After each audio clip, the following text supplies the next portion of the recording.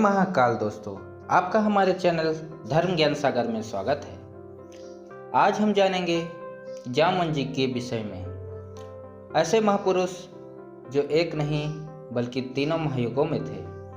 भगवान के 3 अवतारों का साक्षात करने का परम सौभाग्य जामवन जी को प्राप्त है। वह वामन, राम और कृष्ण तीनों के काल में थे और तीनों ही युगों में उन्होंने महत्वपूर्ण भूमिका निभाई थी। जब वामन अवतार में श्री भगवान विष्णु ने 3 पग में पूरी त्रिलोक को नापा था, तब जामवंत ने पृथ्वी के चक्कर लगा डाले थे।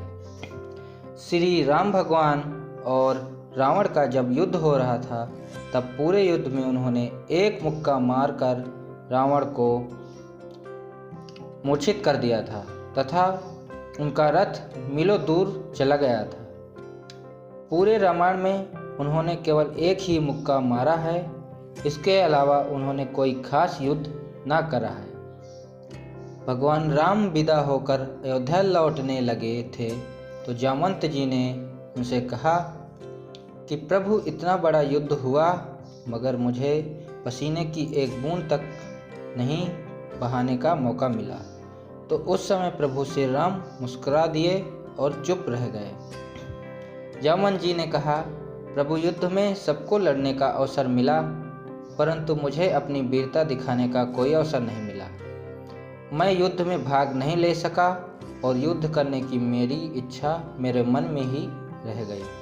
तो नारायण ने कहा, तुम्हारी यह इच्छा जरूर पूरी होगी।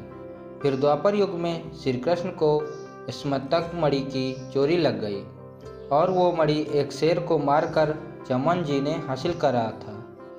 खैर, वो कहानी फिर कभी। श्री कृष्ण और जामवंत दोनों ही पराक्रमी थे। युद्ध करते हुए गुफा में 28 दिन बीत गए। कृष्ण की मार से महाबली जामवंत की नस टूट गई। वह अति व्याकुल हो उठा और अपने स्वामी श्री रामचंद्र का स्मरण करने लगा।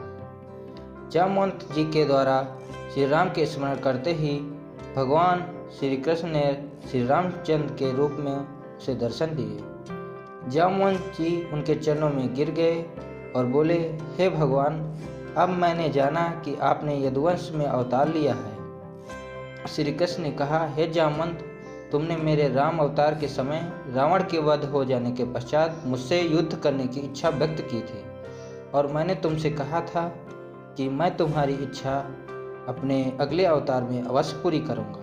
अपना वचन सिद्ध करने के लिए ही मैंने तुमसे यह युद्ध किया है। जामवन जी ने भगवान श्री कृष्ण की अनेक प्रकार की स्तुति की और अपनी कन्या जामवंती का विवाह उनसे कर दिया।